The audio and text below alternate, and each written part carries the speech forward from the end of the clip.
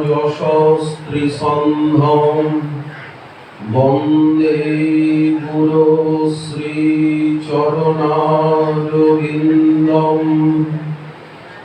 আজানুলম্বিত ভুজৌ কনকাবদাতৌ সংকীর্তনৈকপিতরৌ কমলায়তাক্ষৌ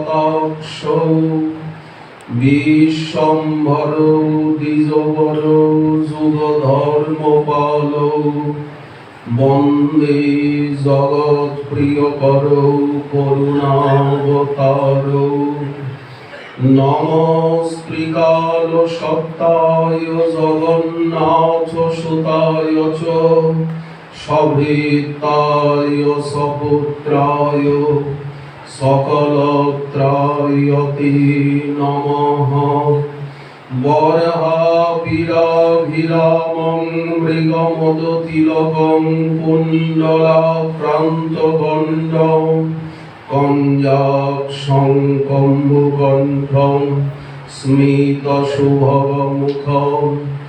স্বাধরে নস্তবেণু শ্যামং শান্तं ত্রিভঙ্গং রবিকরবসनं ভূষিतं বৈজয়ন্তা বন্দে বৃন্দাবনস্থং যুবতীশতকৃतं ব্রহ্ম গোপালবিশম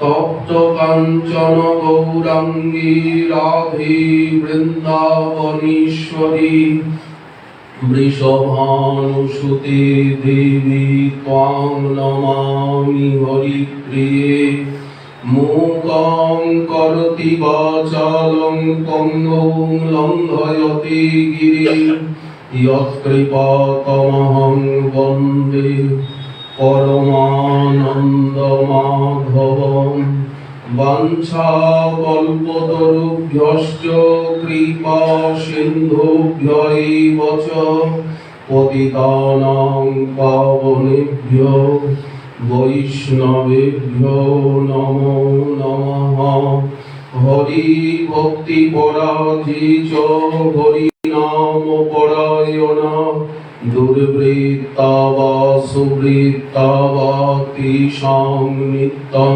নমো নমঃ নমো ধর্মায় মহতে নমঃ কৃষ্ণায় বিধসে ব্রাহ্মণেভ্যো নমস্কৃত্য ধর্মাन् বক্ষ্যে সনাতনাन् নারায়ণং নমস্কৃত্য নরং চৈব নরোত্তমং দেবীং সরস্বতীং ব্যাসং ততো জয়মুদীরয়ে জয় রূপ সনাতন ভট্ট রঘুনাথ শ্রীজীব গোপাল ভট্ট দাস রঘুনাথ এই ছয় গোসাইর করি চরণ বন্দন যাহা হইতে বিঘ্ন নাশয় অভীষ্ট পূরণ দুর্গমে পতিমেন্ধস্য স্খলৎপাদগতির্মুহুঃ সকৃপা যষ্ঠিদানেন সন্তঃ সন্ত্যবলম্বনম।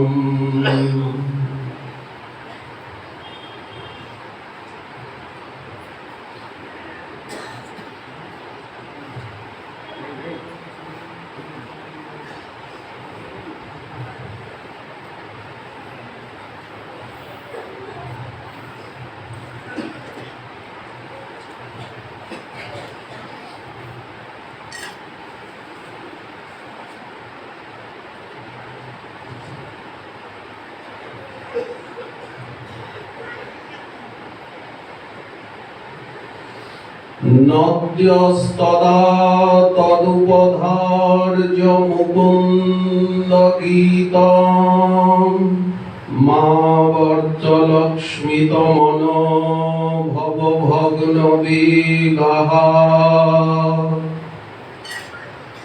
আলিঙ্গন স্থগিতমূর্মি ভুজৈর্মুরারে গৃহ্ণ গৃহন্তি পাদ যুগলং কমলোপহারঃ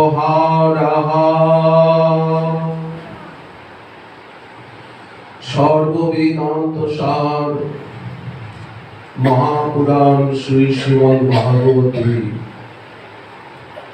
দশম স্কন্ধে একবিংশ অধ্যায়ে ভাগবত প্রবক্তা চরণ পরমহংস শিরোমণি শ্রীপাদ শ্রী শুকদেব মুনি তিনি মহারাজ পরীক্ষিতের সভায় ব্রজদেবীগণের পূর্বরাগময় যে বেণুগীতি বেণুধ্বনি শ্রবণে তাদের যে ভাবোদ্গার তার কিছু আস্বাদনী বর্ণনা করছে। পঞ্চদশ সংখ্যক শ্লোকে বললেন, হে রাজন, নদ্যস্তদা তদুপধার্য মুকুন্দ গীতম মাবর্তলক্ষিত মনো ভব ভগ্ন বেগা আলিঙ্গন স্থগিত মূর্মি ভুজৈর মুরারে গৃহন্তি পাদ যুগলং কমলোপহারঃ তদা যখন গোবিন্দ বেণু বাজাচ্ছেন, শ্রীকৃষ্ণের সেই বেণুনাদ কালে কালিন্দী মানস গঙ্গা আদি ব্রজস্থিত নদীগুলি তারা তৎ মুকুন্দ গীতম উপধার্য মুকুন্দের সর্বচিত্তাকর্ষক সেই বেণুগান শ্রবণ করে আবর্তলক্ষিত মনো ভব ভগ্ন বেগা তারা আবর্ত সমাকুল হয়ে থাকে। নদীর জলের ভিতরে ঘূর্ণন এসে গেল, ঘূর্ণি, অজস্র ঘূর্ণি। তারা মদনোদয়ে যেন বেগ বিহীন হয়ে আর জল ঘুরতে থাকে। জল তো গতিশীল ছিল, সেই গতি হারিয়ে আর জলের ভিতরে ঘূর্ণির সৃষ্টি হয়। আবর্ত শত সমাকুল হয়ে যায় নদীগুলি। জল বাড়তে থাকে, যেন জোয়ার এসে গেল। এই জোয়ারটা কি বললেন? তাদের ভাবোদর। নদীগুলি যেন নায়িকা। নদী শব্দ তো স্ত্রীলিঙ্গ, তারা ভাবছেন নদীগুলি নায়িকা। তারা তাদের তরঙ্গরূপী বাহুর দ্বারা কৃষ্ণকে আলিঙ্গন করে, শ্রীকৃষ্ণের চরণ স্পর্শ করে। ওই যে তরঙ্গ, ওই যে ঢেউ, ঢেউটাই তাদের বাহু। আর সমস্ত কমল নদীর কাছে কাছে যেখানে বেগ নেই, আগে বাকে যে কমল ফুটে আছে, সেই কমলগুলিকে একত্রিত করে আর তার চরণে উপহার দিয়ে চরণ যুগলকে ধারণ করে। ওই যে তরঙ্গ ছলে বারবার চরণ স্পর্শ করে। ঢেউ আসছে। কৃষ্ণানুরাগিনী ব্রজসুন্দরীগণ তারা যার যার সঙ্গে শ্রীকৃষ্ণের কোনরূপ সম্বন্ধ দেখছে, প্রবল রাগের আতিশয্যে তারা যেন জ্ঞান হারা হয়ে গেছে। পশু পাখি যেখানে যেখানে দেখছেন শ্রীকৃষ্ণের একটু সম্পর্ক, গাভী তাদেরই প্রশংসা করছেন, দেবী। আর ভাবছেন যে আমাদের সঙ্গে কৃষ্ণের কোনো সম্পর্ক নেই, আমরা কোন প্রকারে শ্রীকৃষ্ণের নিকটে যেতে পারছি না, আমরা তাকে কোনোভাবে আস্বাদন করতে পারছি না। নদীগুলি পর্যন্ত তার সেবা করছি, তাকে আলিঙ্গন করছি, তার চরণ স্পর্শ করছি, চরণে কমল উপহার দিচ্ছে। বেণুগান শুনে তাদের অন্তরে এইরকম ভাবোদয় হচ্ছে। আমাদের কিছু হচ্ছে না, আমরা কিছু পেলাম না, এই তাদের মনোভাব। ইতিপূর্ব শ্লোকে কোন ব্রজবালা বলেছিলেন যে বৃন্দাবনের পাখিগুলি প্রায় করে মুনি ঋষি। প্রায় কেন বলছেন? বলে কিছু কিছু পাখি তারা ধ্যান করে। কৃষ্ণ যে বৃক্ষের তলায় দাঁড়িয়ে বেণু বাজাচ্ছেন, সেই গাছের ডালে গিয়ে বসে। লতা সেই সঘন পত্রাবলীর মাঝে, যেখানে থেকে কৃষ্ণকে নির্বিঘ্নে দেখা যায়, বাঁশি শোনা যায়। অর্ধ নিমিলিত নয়ন, ধ্যান স্তিমিত লোচন, তাদের দেহ পুলকিত পাখিগুলি সামনে ফল খায় না, কিচিরমিচিরও করে না। বিগতান্য বাচ, যেন নয়ন দিয়ে শ্রীকৃষ্ণকে ভিতরে নিয়ে গিয়ে হৃদয়ে তার পরশে যেন একটা আনন্দ রসে ডুবে গেছে। মাতোয়ারা স্বভাব, চরিত্র, আচরণ দেখলে স্পষ্টই বোঝা যাচ্ছে এরা মুনি ঋষি। ঠিক বলেছেন, ভাগবতেও এই কথা আছে শ্রীকৃষ্ণের উক্তিতে। কিন্তু বললেন প্রায় করে মুনি ঋষি, তাহলে সবাই মুনি ঋষি না। এই মুনি ঋষি আবার কারা? বললেন সাধারণ কেউ নয়, সনকাদি মুনিগণ বৃন্দাবনে এসে পাখি হয়েছে। ব্রহ্মার পুত্র মুনি ঋষিগণ, তো তারা এখানে এসে কেন পাখি হলেন? বলেন তারা বেদ কল্পতরুর শাখায় শাখায় পরিভ্রমণ করেছিলেন এতদিন, কিন্তু সেখানে নির্গুণ নিরাকার ব্রহ্মের সন্ধান পাওয়া যায়। এই রকম লীলাময় সগুণ সাকার নবনীরদাকার অনন্ত কল্যাণ গুণ নিলয় তাকে দেখা যায় না, বেণুগান শোনা যায় না। তাই তারা বেদ কল্পতরুর শাখায় বিচরণ ছেড়ে দিয়ে বৃন্দাবনের বনের এই বৃক্ষ শাখায় শাখী শাখায় তারা পাখি হয়েছে। কিন্তু ওই যে শান্ত রস,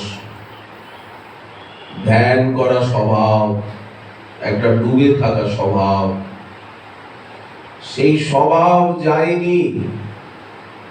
সেই স্বভাবে এখানেও ধ্যান করছে, চুপচাপ স্থির। আর যারা ভক্ত তারা তো নাচ গান করেন, ভক্তেরা নাচেন গান করেন। ওই জন্য ময়ূর কোকিল গুলো তাকে দেখে নাচছে গাইছে, এরা ভক্ত। ভক্তই তো নৃত্য কীর্তন করেন। জ্ঞানী ধ্যানী তারা তো ধ্যান করে, স্থির হয়ে যায়। এই জন্য প্রায় শব্দটি দেওয়া হয়েছে। প্রায় বতাম্ব বিহগা মুনয় বনেস্মিন কৃষ্ণেক্ষিতং তদুদিতং কলবেনু গীতম আরুজ্যজি দ্রুমভুজান রুচির প্রবালান শ্রীনন্ত মিলিত দৃশো বিগতান্যবাচঃ। গোস্বামীপাদ বললেন, এই যে ও মা দেখো গো, অহো বত অম্ব প্রায় বতাম্ব, এই যে বত আশ্চর্য আর অম্ব সম্বোধনটি করেছেন, ও মা দেখো যে, বললেন এটা রমণী স্বভাবে করছেন অথবা কোন বৃদ্ধা গোপীর প্রতিও হতে পারে। হয়তো ওখানে কোনো বৃদ্ধা আছেন, সেই বৃদ্ধার প্রতি লক্ষ্য করে বলছেন। আবার বা সম্বোধ একটা বা শব্দ দিয়েছেন বিকল্প অর্থে। তো এখানে যদি বৃদ্ধা গোপীকে বলছেন, তার প্রতি সম্বোধন ও মা, তাহলে বুঝতে হবে এখানে বৃদ্ধা বলতে মুখরা অথবা বড়াই বুড়ি। বড়াই বুড়ি বলতে পূর্ণমাসী, আর মুখরা বলতে রাধারানীর মাতামহী। রাধারানী নিজেই এই বেণুমাধুরীর প্রতি যে তার চরম আকর্ষণ, সেই কথা বড়াইয়ের নিকট বর্ণন করেছেন। বড়িমা বড়াই। মুখরাও জানেন রাধারানীর অন্তরের অস্থিরতার কথা, অতএব তাকেও ও মা সম্বোধন হতে পারে, কারণ মহাজন পদে এরকম পাওয়া যায়। কেনা বাসি বাই বড়াই ওই কালিনী নদীর কূলে, কে কালিন্দী নদীর কূলে বাঁশি বাজাচ্ছে? কেনা বাসি বাই বড়াই এগোঠ গোকুলে, কে এই গোষ্ঠে বাঁশি বাজায়? আকুল শরীর মোর বেআকুল মন, বাঁশির শবদে মোর আউলাইল রান্ধন। সব ভুল হয়ে গেল আমার। কেনা বাঁশি বাই বড়াই সেনা কোন জনা, দাসী হইয়া তার পায়ে নিশিব আপনা। আমি দাসী হয়ে তার চরণে মিশে যাব।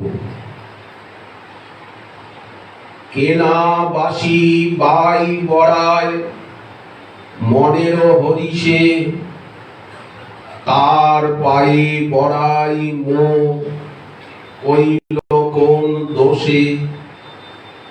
আমি কি দোষ করলাম যে এইরকম বাঁশি বাজাচ্ছে? আমার মন প্রাণটাকে আকুল করে তুলল। অঝর ঝরই মোর নয়নের পানি, বাঁশির শবদে বড়াই হারাইল পরাণী। প্রাণ ধরে যেন টানছে শব্দ ব্রহ্মময় বেণু, আনন্দ দিয়ে টানে। এই জন্যই তো শ্রীকৃষ্ণ প্রতি ইন্দ্রিয়কে আনন্দে আপ্লুত করেন। এই জন্যই তো গোবিন্দ ইন্দ্রিয়াধিপতি ঋষিকেশ।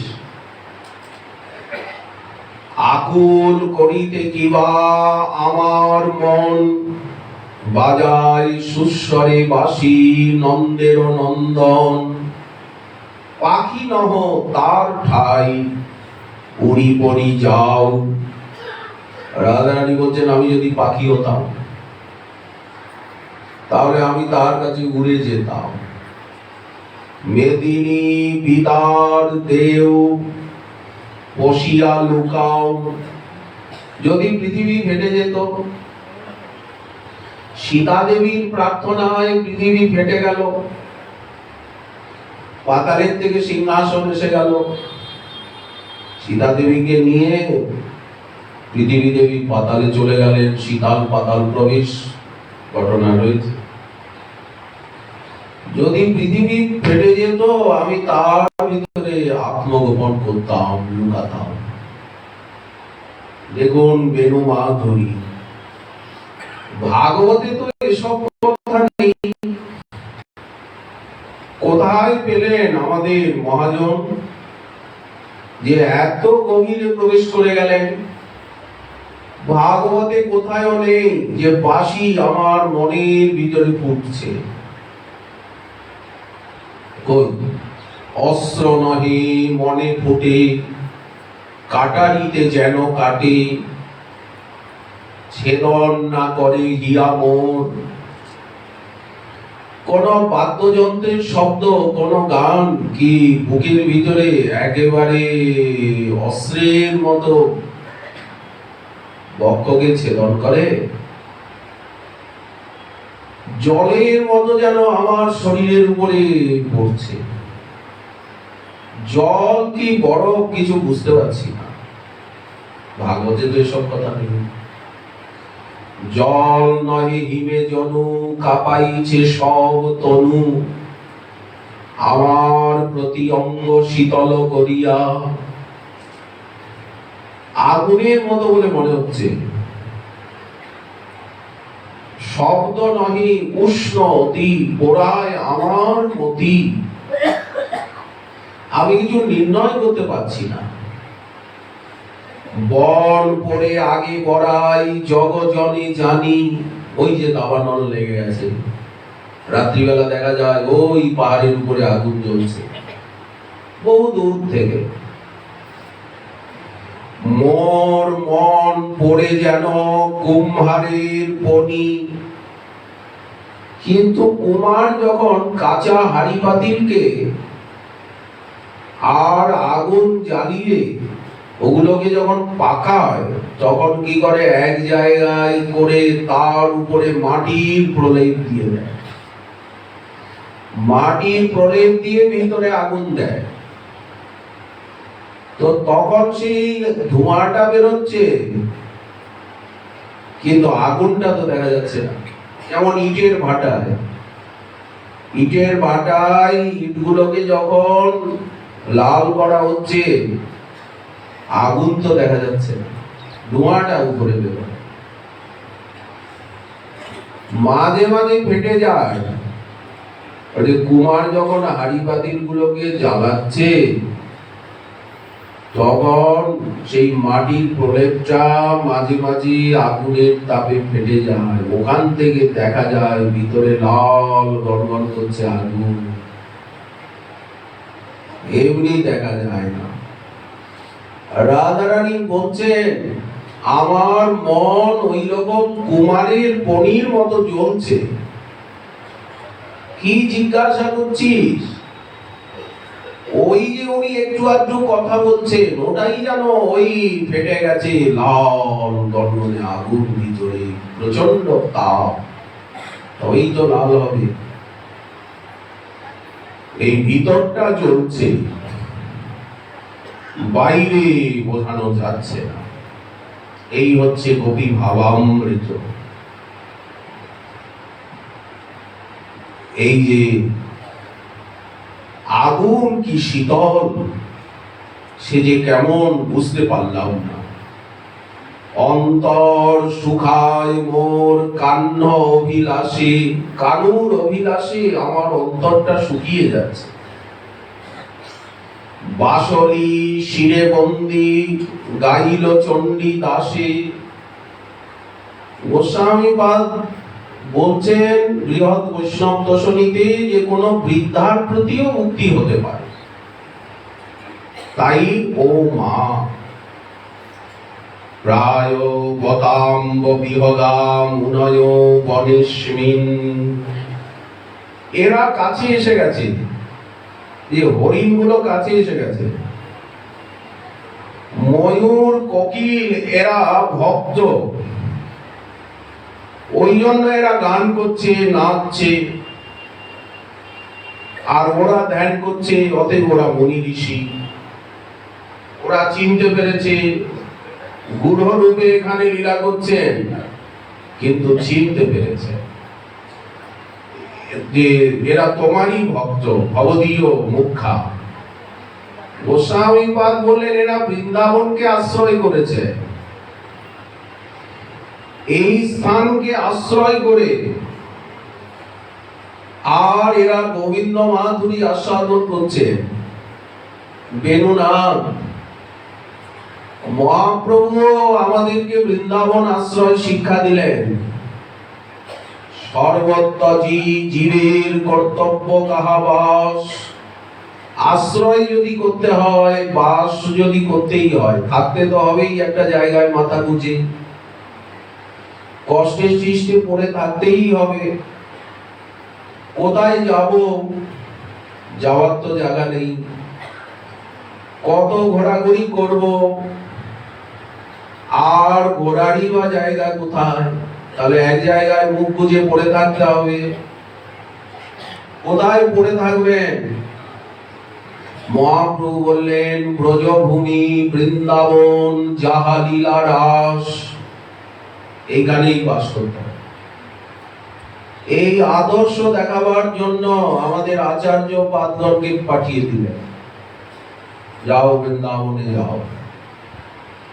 নিতাই চাঁদ পাঠিয়ে দিলেন, অয়ে অয়ে কৃষ্ণদাস নাগরীয় ভয়, বৃন্দাবনে যাব তাহা সর্বলভ্য হয়।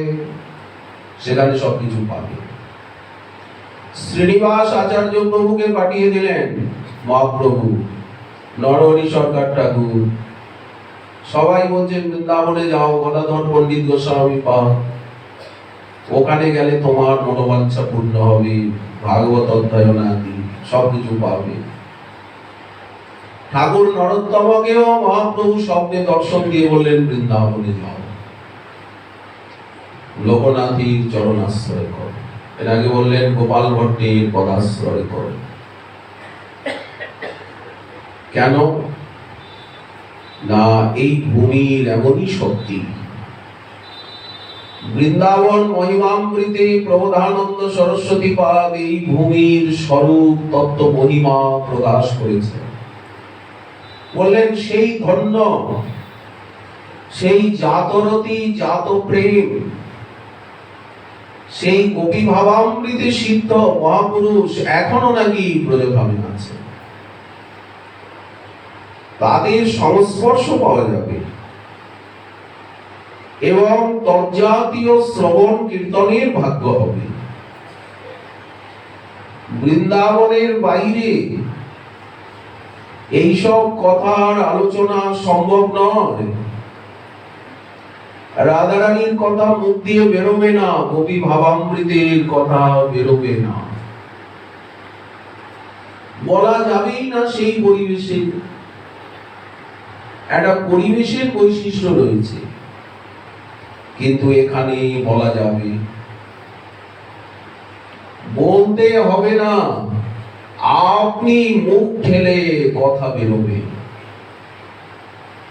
ধাম বার করিয়ে দেবে, আকর্ষণ করে ধাম অন্তর্মুখ বানাবে, এই লীলাকে দেখাবে, বোঝাবে। ওই জন্য নিত্যানন্দ প্রভু বললেন, কৃষ্ণদাস তোমার ভাই আমার প্রতি একটু আমাকে ভক্ত বলে মনে করে, এতে তুমি চিন্তা করো না। মিনকেতন রামদাসের সঙ্গে এই নিয়ে তার একটু আলোচনা হয়েছে, উনি দুঃখ পেয়েছেন, বাঁশি ভেঙে চলে গেছেন, দুঃখ পেও না তুমি। বৃন্দাবনে যাব তাহা সর্বলভ্য হয়। কবে যাব? নামযজ্ঞের বাড়ি, উৎসব শেষ, বলেন আজকেই যাবে, বিলম্ব করবে না। বৃন্দাবনে যাওয়ায় বিলম্ব করতে নেই। লীলাসুখ বিল্লমঙ্গল ছুটে এলেন, গোবিন্দ্র জয়দেব এলেন, মাধবেন্দ্র পুরীপাদ এলেন, সবাই অভীষ্টকে প্রাপ্ত করলেন, কৃষ্ণের দর্শন পেলেন। মহাপ্রভু ভাবছেন আমিও যাবো, আমিও ওখানে পাবো। উনি নিজে এলেন। সর্বলভ্য হয়। সর্বলভ্যটা কি? এখানে সবকিছু পাওয়া যায়। বললেন জয় জয় নিত্যানন্দ চরণার বৃন্দ, জয় জয় নিত্যানন্দ রাম, যাহার কৃপাতে পাইনু বৃন্দাবন ধাম। আর যাহার কৃপাতে পাইনু রূপ সনাতনাশ্রয়। ধামে এসে সাধু সঙ্গ পাওয়া, সাধু সঙ্গে বৃন্দাবনে বাস।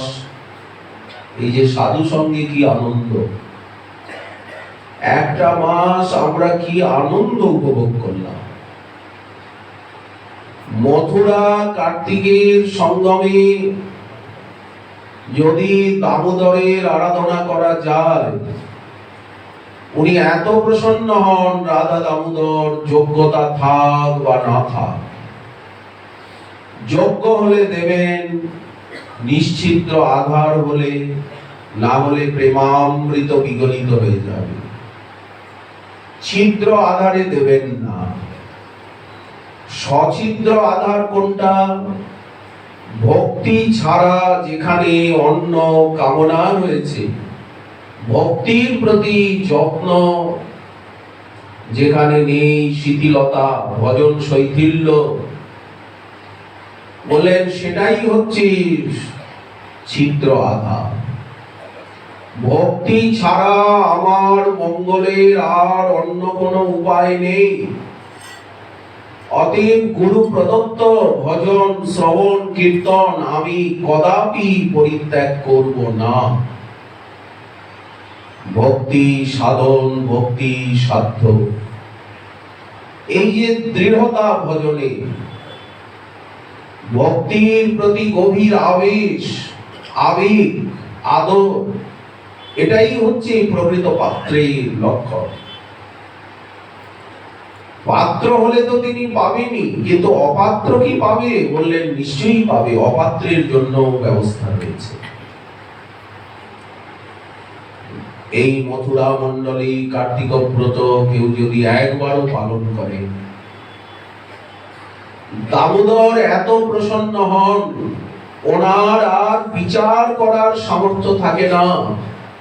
যেমন রাধা নাম যারা উচ্চারণ করেন তাদের প্রতি উনি এত প্রসন্ন হন, সে অপরাধী কি নিরপরাধী বলেন এই জ্ঞানটাই উনি হারিয়ে ফেলেন। যেমন রাধা কুণ্ডের এমনই প্রেম, দাতৃত্ব শক্তি, একবার যে স্নান করেন গোবিন্দ এত প্রসন্ন হন, তাকে প্রেম দিতে উনি ব্যগ্র। ব্রজধামের এতই এই ভূমির শক্তি যে একদিন নিবাস করলে তিনি প্রেম ভক্তির অধিকারী হয়ে যান। আচ্ছা, প্রেম পাই বা না পাই, আমরা আনন্দ পেয়েছি কি পাইনি? বৃন্দাবনে এসে আমরা দুঃখ পেলাম না আনন্দ পেলাম? প্রেম পেলাম কি না পেলাম? যে পায় সেও বলে পাইনি, আর যে পাইনি তারও কিছু বোধগম্য হয় না যে প্রেম কি বস্তু। না পেলে বোঝা যায় না, আবার পেলেও বোঝা যায় না। প্রেম এমনই অচিন্ত বস্তু যে পেলেও বোঝা যায় না, না পেলেও বোঝা যায়। ব্যাখ্যা করে বোঝানো যায় না। কিন্তু পাই বা না পাই, ভজনের যে আনন্দ, হরি কথার যে আনন্দ, ভক্ত সঙ্গের যে আনন্দ, ভক্তগণের মাঝখানে বসে হরি কথা বলায় যে আনন্দ, এই আনন্দ অর্থে নেই, সম্মানে নেই, পদ প্রতিষ্ঠায় নেই, কিছুতে নেই। একমাত্র তার নাম, তার কথাতেই আছে। এতটুকু তো তার করুণায় আমরা বুঝতে পেরেছি যে আমাকে কেউ আনন্দ দিতে পারবে না, কেউ সুখ সমৃদ্ধি দিতে পারবে না, একমাত্র ভক্ত সঙ্গ দিতে পারবে, হরিকথা দিতে পারবে। আবার ভক্তের ভিতরে গৌর ভক্তগণের মতো এত করুণ, পতিতের লাগি আরো শতগুণ, গৌরাঙ্গ আমার সহজে করুন, পতিতের লাগি নাকি আরো শতগুণ। তেমনি মহাপ্রভুর ভক্তগণের যে করুণা, যে দয়া, যারা গৌর ভক্তের সঙ্গ করেছেন তারা অনুভব করবেন গৌর ভক্তের দয়া কত, করুণা কত। গৌর জন সঙ্গ করো গৌরাঙ্গ বলিয়া, আর হরে কৃষ্ণ নাম করো নাচিয়া নাচিয়া। সকালের থেকেই তো কীর্তনের ধ্বনি আসছে, হরিকথা তো সারা বিকেল রাত্রি চলছে, কত রাত অব্দি হরিকথা চলছে। এইরকম ভক্ত সঙ্গ, আবার কথার ভিতরেও কোন কথা শ্রবণ করা উচিত, শ্রবণের মধ্যে শ্রেষ্ঠ কোন শ্রবণ? বললেন রাধা কৃষ্ণের প্রেমলীলা কর্ণ রসায়ন। জীব গোস্বামী পাদ ভক্তি সন্দর্ভে বললেন ভাগবত শ্রবণ সর্বশ্রেষ্ঠ। কেন? বললেন তাদৃশ প্রভাবময় শব্দাত্মকত্বাৎ পরম রসময় তাচ্চ। ভাগবতের শব্দগুলো অত্যন্ত প্রভাবময়, শব্দের একটা প্রভাব, শব্দে আর অর্থ। বলেন এত রসময় প্রতি অক্ষর, রসমালয়ম মুহুরহ রসিকা ভুবি ভাবুকাঃ। আবার ভক্ত সঙ্গ যদি হয়, সজাতিয়া সই স্নিগ্ধে সাধু সঙ্গ শতবরে, শ্রীমদ ভাগবতার্থানাম আস্বাদ রসিকৈষ। ভাগবতের অর্থ আস্বাদ, সজাতি আশয়। আপনিও গৌড়ীয় বৈষ্ণব, আর সবাই গৌড়ীয় বৈষ্ণব। গৌড়ীয় বৈষ্ণবের ভিতরে গৌড়ীয় বৈষ্ণব যদি শোনেন, বলেন বক্তাও গৌর ভক্ত, আপনিও গৌর ভক্ত। হৃদয়ে ধরয় যে চৈতন্য নিত্যানন্দ, আপনার হৃদয়েও খেলা করছেন চৈতন্য নিত্যানন্দ, ওনার হৃদয়েও খেলা করছেন চৈতন্য নিত্যানন্দ। তাহলে এক হয়ে গেল। আপনিও রাধা দাসে অভিলাষী, আর উনিও রাধা দাসে অভিলাষী। আপনিও বৃন্দাবন ধামকে ভালোবাসেন, উনিও বৃন্দাবন ধামকে ভালোবাসেন। আপনিও ধীর স্থির শান্ত নিষ্কাম স্নিগ্ধ নিরীহ, আর উনিও ধীর স্থির শান্ত নিষ্কাম নিরীহ, কোনো উগ্রতা নেই। এই যে আমরা এক মাস ব্যাপী হরিকথা শ্রবণ করলাম, এই কথার ভিতরে কোনো উগ্রতা নেই, কোনো সমালোচনা নেই, কোনো উপদেশাত্মক ভাব নেই, কোনো ছোট বড় ভাব নেই। এর সঙ্গে অর্থ সম্মানের কোনো সম্পর্ক নেই। এখানে এই যে হরিকথা হয়, নিয়ম সেবা, এখানে তো অর্থের সঙ্গে কোনো সম্পর্ক নেই, সম্মানের সঙ্গে কোনো সম্পর্ক নেই। এটা একমাত্র ভজন সম্পর্ক, এটা প্রাণের প্রাণ সাধন। ভগবানকে পাওয়ার থেকেও বড় পাওয়া তার কথাকে পাওয়া, তার ভক্তকে পাওয়া, তার নামকে পাওয়া, তার ধামকে পাওয়া। একমাত্র লক্ষ্য ইষ্ট সুখ। সজাতিয়া সই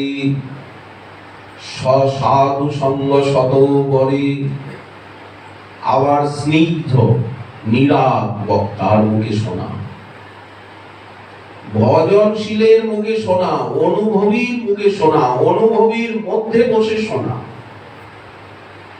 বৈষ্ণবের সঙ্গ করি, বৈষ্ণবের অঙ্গ হেরি। মহাপ্রভু কতখানি আকৃষ্ট এই শ্রবণে। বললেন, রায় তুমি আমাকে 10 দিনের জন্য চাও, আমি যে তোমাকে সারা জীবনের জন্য চাই।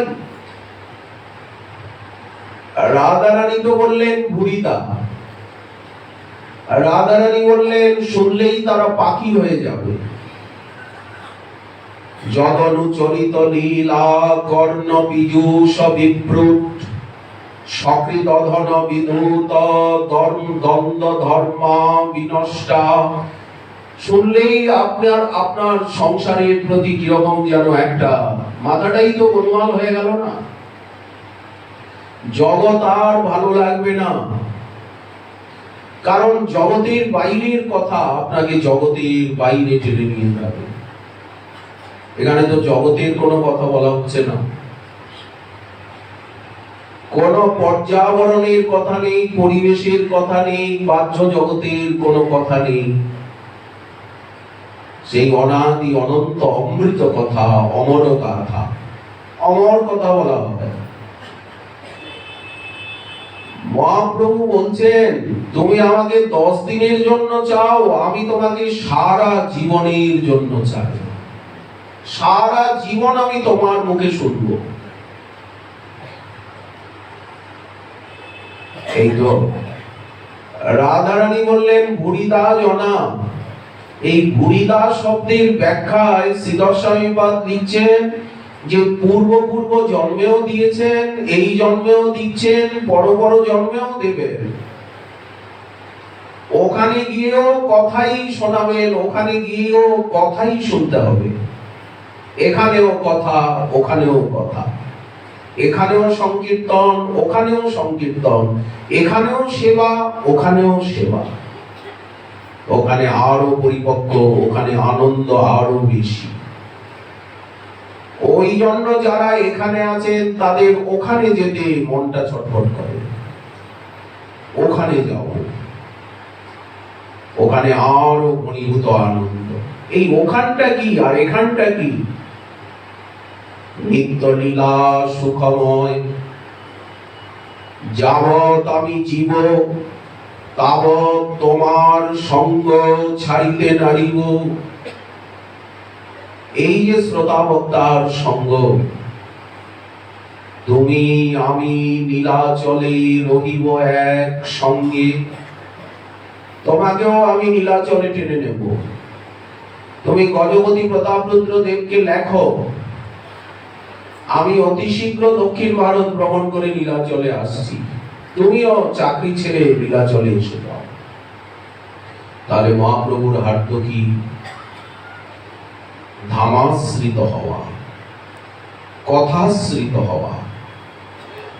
যাতে ধামকে আঁকড়ে ধরা, কথাকে আঁকড়ে ধরা, তার নামকে আঁকড়ে ধরা, সাধু সঙ্গকে আঁকড়ে ধরা, সেবাকে আঁকড়ে ধরা। প্রাণ যাবে কিন্তু এই আশ্রয়গুলি যাবে না। এই আশ্রয় ছাড়তে পারবো না। এই যে গুরু বৈষ্ণবের চরণ, এই যে হরি কথা, এই যে হরিনাম, এই যে সেবা, এই যে ধাম, একে জীবনে ছাড়তে পারবো। এই তো মহাজন বলছেন, তাদের চরণ সেবী ভক্ত সঙ্গে বাস। একা থাকতে পারবো, নির্জনে একা গিয়ে যে শিয়ালের ডাক শুনবো। গুরু মহারাজ বলতেন, যাও না, গিয়ে শিয়ালের ডাক শোনো। হরি কথা কানে যাবে না, ওখানে হরিনাম কানে যাবে না, শিয়ালের ডাক কানে আসবে।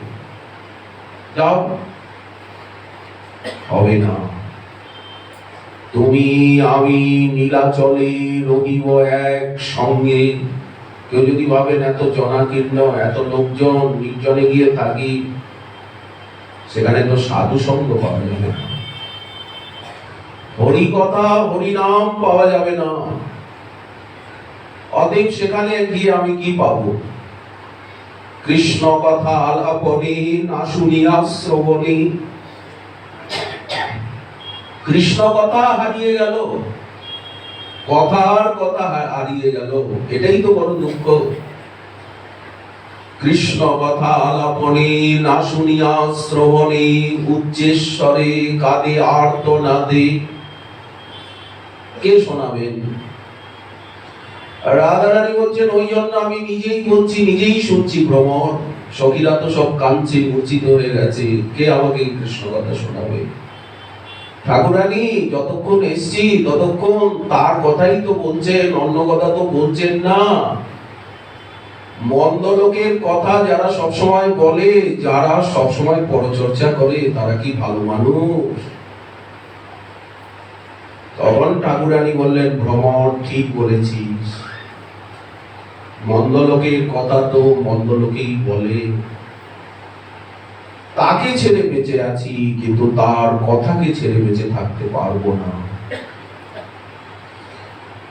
এবং বললেন, তুমি তোমার কথার দ্বারাই তো আমাদিগকে বাঁচিয়ে রেখেছো। এই যে তোমার কথা বলছি, শুনছি, এই জন্যই তো বেঁচে আছি। কথা বন্ধ হলে বাঁচতাম না, মরে যেতাম। তব কথা অমৃতম, আমাদেরকে বাঁচিয়ে রেখেছে। আর একটা অর্থ, তব কথা মৃতম, তোমার কথা হচ্ছে মৃত্যু। যখন তোমার কথা শুনি, তখন আরো আগুন জ্বলে ওঠে বুকের মাঝে। তপ্ত জীবনম, যেন তপ্ত তেলে একেবারে কেউ জল ঢেলে দিল, তপ করে জ্বলে ওঠে কড়াইয়ে। তোমার কথা শুনলে আরো বিরহ দাবানল জ্বলে ওঠে। দু প্রকার অর্থ এই শ্লোকে। এই জন্য তুমি আমি নীলাচলে রহিব এক সঙ্গে, সুখে গোয়াইব কাল কৃষ্ণ কথা রঙ্গে। প্রদ্যুম্ন মিশ্রকে পাঠালেন। আচ্ছা, রামানন্দ রায় চলে এলেন চাকরি ছেড়ে। প্রতাপরুদ্র বললেন, তোমার যে বেতন, সেই বেতন আমি দেব, বেতন বন্ধ করব না, তুমি স্বচ্ছন্দে মহাপ্রভুর সেবা করো। নীলাচলে থেকে গেলেন। রোজ রামানন্দের কৃষ্ণ কথা, স্বরূপের গান, কি নিয়ে সময়টা কাটাবো আমরা? আমাদের সময় কি নিয়ে কাটবে? সাধারণ মানুষের মতো জাগতিক কথাবার্তা বলে, জাগতিক কাজ করে তো আমরা সময়কে নষ্ট করতে পারবো না। তাহলে আমাদের সময়টা কিভাবে কাটবে? এই কৃষ্ণ কথা, কৃষ্ণ নাম, কৃষ্ণ সেবা, সত্য সত্য রসধাম। আবার যদি এটা ব্রজধামে বসে হয়, ব্রজজনার আবার ভক্তের মধ্যে বলে বসে হয়, সঙ্গে অনুক্ষণ। প্রদ্যুম্ন মিশ্রকে পাঠালেন। প্রথম দিন তো প্রদ্যুম্ন মিশ্র রামানন্দকে পেলেন না, উনি ব্যস্ত ছিলেন দেবীদাসীগণকে নিয়ে। অভিনয় শেখান গীত গোবিন্দে। পরদিন আবার এলেন। দেখুন শ্রোতাকে কত উঁচুতে বক্তা দেখবেন। প্রণাম করে রামানন্দ রায় আসনে বসিয়ে বললেন, প্রভুর আজ্ঞায় কৃষ্ণ কথা শুনিতে আইলা হেথা। ইহা ওই মহাভাগ্য, আমি আর পাবো কোথা? কি কথা শুনতে চান মিশ্র মহোদয়? বললেন, প্রভু প্রায়ই বলেন, বিদ্যানগরে আপনি কি শুনিয়েছিলেন? আহা, রামরায় আমাকে বিদ্যানগরে যে কথা শুনিয়েছে, ওই কথা শুনতে শোনাবেন। আমি প্রশ্ন করতে জানি না, বিষয়বস্তুও জানি না, আপনি নিজে প্রশ্ন করবেন, নিজে উত্তর দেবেন। ঠিক আছে, যাতে কোনো ব্যবধান না হয়, দরজা বন্ধ করে হুড়কো লাগিয়ে আর বসলেন শ্রোতা বক্তা। বলতে বলতে আবিষ্ট হয়ে গেলেন। এই কথার মধ্যে দিয়েই তাকে দেখা যাবে। বলতে বলতে আমরা দেখতে পাবো, শুনতে শুনতে আমরা দেখতে পাবো। সেই লীলা আমাদের নয়নগোচর হবে। এই বিশ্বাসটা চাই যে আমরা যখন গ্রন্থ নিয়ে গ্রন্থানুশীলন করব, যখন গ্রন্থ অধ্যয়ন করব, যখন বলার সুযোগ হবে, বলতে বলতে দেখতে পাবো সেই লীলাকে, শুনতে শুনতে আমরা দেখতে পাবো সেই লীলাকে। এত শক্তি এই শ্রবণ কীর্তনে। আবিষ্ট হয়ে গেছে, মনে নেই যে স্নান হয়নি, আহার হয়নি, কত সময় অতিবাহিত হয়ে গেল, সন্ধ্যা হয়ে গেছে। সেবক আসিয়া কহে, দিন হইল অবসান, তবে রায় কৃষ্ণ কথার করিলা বিশ্রাম। বহুত সম্মান করি মিশ্রে বিদায় দিল, কৃতার্থ হইল বলি মিশ্র নাচিতে লাগিল। সন্ধ্যাকৃত্য করে প্রসাদ আদি পেয়ে মহাপ্রভুর কাছে এলেন। প্রভু বলছেন, কৃষ্ণ কথা শুনলে? তখন প্রদ্যুম্ন মিশ্র বললেন, প্রভু তুমি আমাকে এত কৃপা করলে, কৃষ্ণ কথা রসার নবে প্রভু মনে ডুবাইলে, আমাকে ডুবিয়ে দিলে প্রভু। কৃষ্ণ কথায় যে এত আনন্দ, এ তো আগে আমি কোনোদিন জানতাম না। মনুষ্য নহে রায় কৃষ্ণ কথার সাগর, যে কথা কহিলা তাহা ব্রহ্মার অগোচর। হেনরস তুমি পিয়াইলা মোরে, আমি জন্মে জন্মে তোমার চরণে বিকিয়ে গেলাম। প্রভুর কাছে কৃতজ্ঞতা প্রকাশ করছে। আর একটা কথা রামানন্দ রায় প্রভু আমাকে বললেন, আপনাকে বলতে, আপনি তো ওনার কাছে পাঠিয়েছেন, উনি কি বললেন? উনি বললেন, মিশ্র মহোদয়, কৃষ্ণ কথার বক্তা বলি না ভাবিও মোরে, মোর মুখে কথা কহায় আপনে গৌরচন্দ্র, জইছে কহায় তৈছে কহি যেন বিনা যন্ত্র। মহাপ্রভু বলেন, এই দেখো, উনি আমার মাথায় এনে সবকিছু ফেলে দিলেন। হ্যাঁ, এটাই ভক্তের স্বভাব। ভক্ত কখনো আত্মপ্রশংসা, আত্মশ্লাঘা করেন না।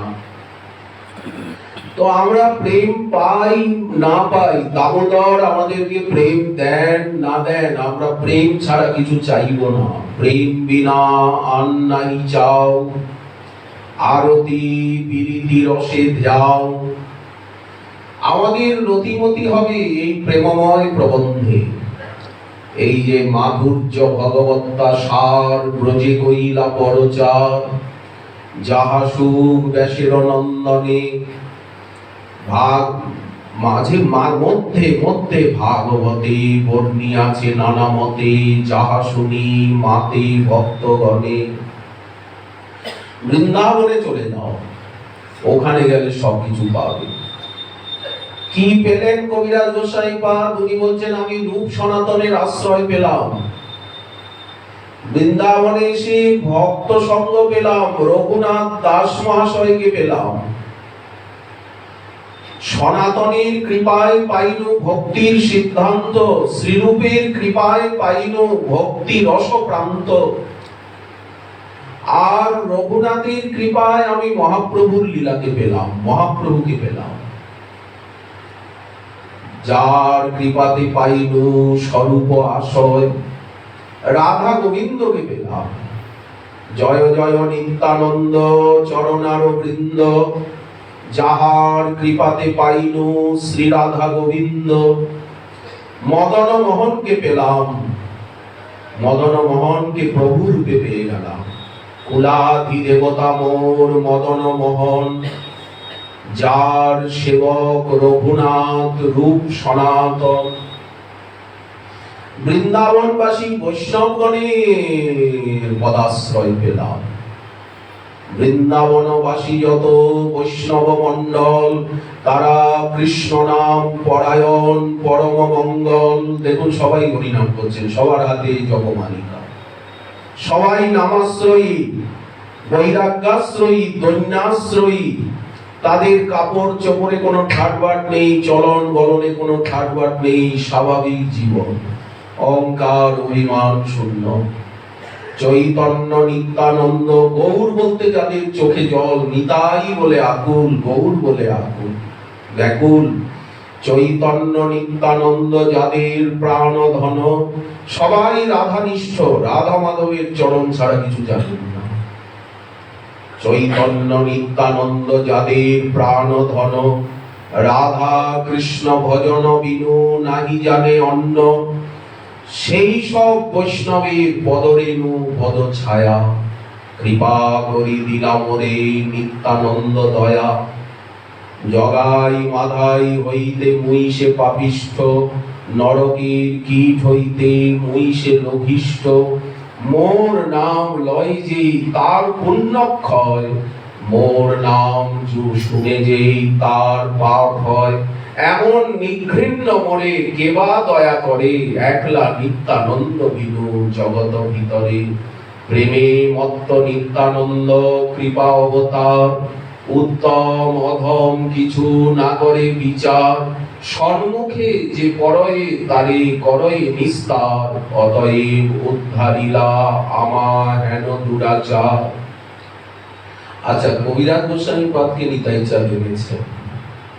উনি বলছেন নিতাইয়ের কৃপা এই এই পেয়েছি, আমার মতো দুরাচার ওনার কৃপায় এসে সাগরে পড়েছে, এটা উনি স্বীকার করছেন।